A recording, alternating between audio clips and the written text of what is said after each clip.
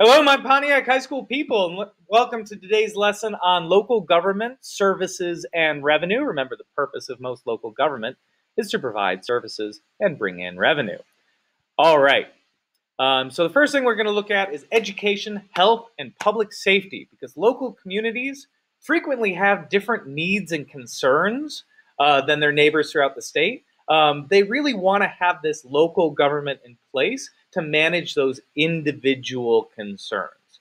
So local governments and the ability to have these local governments helps individuals really focus their government interests on what their community needs and not have to look at everything at a state level. Education is one of these examples.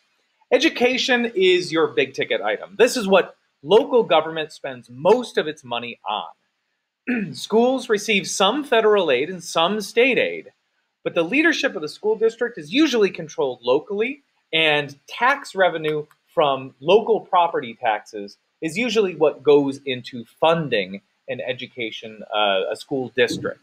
So it is very important that a local government run things well so that schools within that community can also be run well. Health and welfare is the next big one. Most welfare programs are funded at federal, state, and local levels, all three of these levels. But it's a local government that delivers most of the services. So when you have, for example, a homeless shelter or a food pantry or these local welfare needs, it's going to be run through a local government agency, even though it receives both federal and state money in order to help it do so. Local governments also manage health inspectors. Health inspectors will go into buildings, restaurants, etc., to make sure that they're maintained in a safe and clean way. So health inspector will go into a restaurant where the public can go and make sure that there aren't, rats running around where the food is being stored.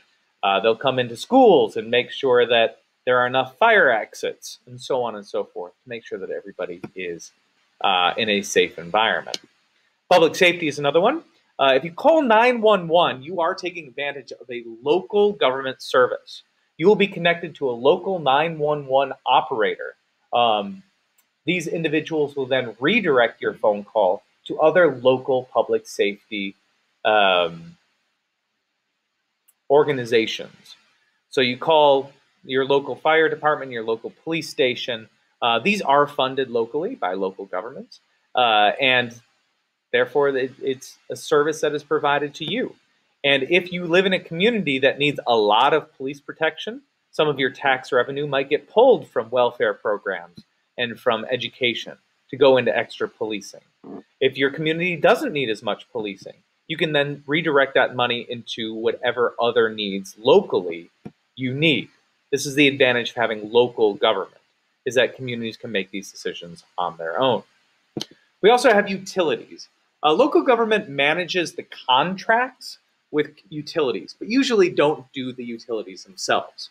Usually we'll have a company like DTE that will come in and manage the power within your particular community. But it's a local government that manages the contracts with them and establishes the rates. Everyone within the community generally receives the same utility services. So Pontiac decides to get its power from DTE. Then if you live in Pontiac, you get DTE power. That's just how that works. You don't get to shop for yourself.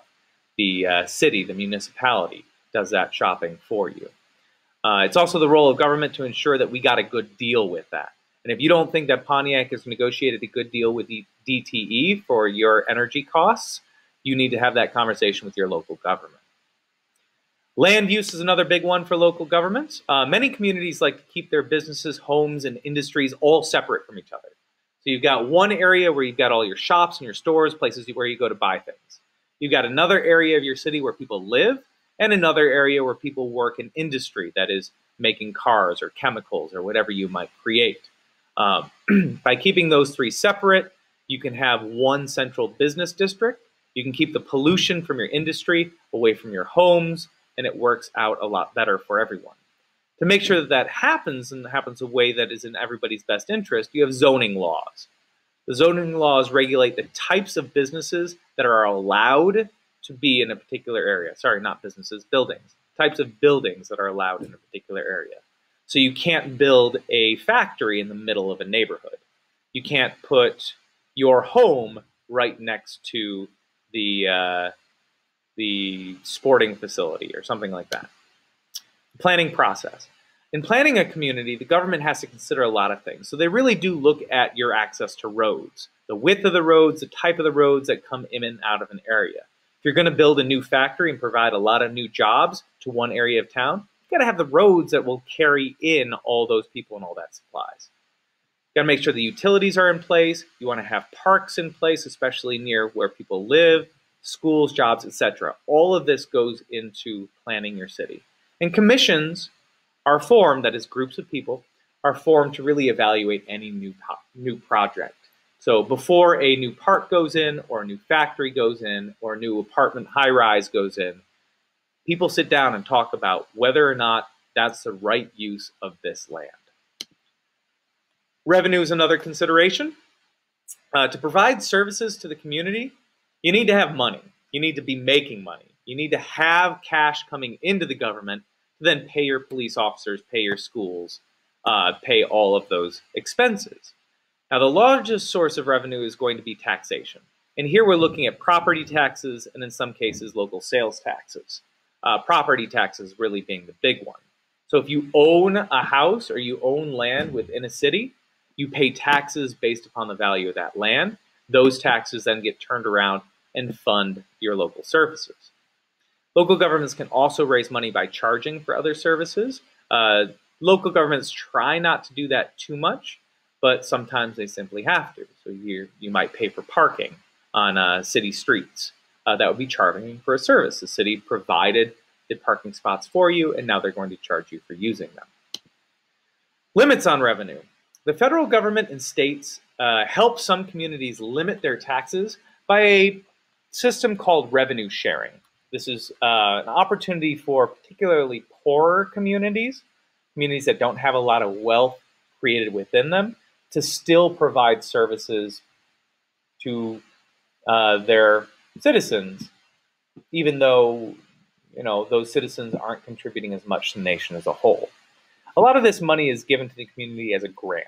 That is, they just give you money. They have to spend that money in a particular way, though. These grants might be a grant to Pontiac High School to give laptops to every student at that school. Okay, this would be a grant the city of Pontiac can't pay for itself. We don't bring enough in property taxes, but it's recognized that this is a big advantage to a school. So we're granted money to buy laptops. There are other grants that are called block grants. These have no limits. This might be given to a city. And it's just like, you've got this much money, spend it the way that you think is best for you. So naturally, people really like to get the block grants, but really any kind of grant will help a community in need. All right, that's all for today's lesson on local governments, services, and revenue. I hope you learned something, and farewell.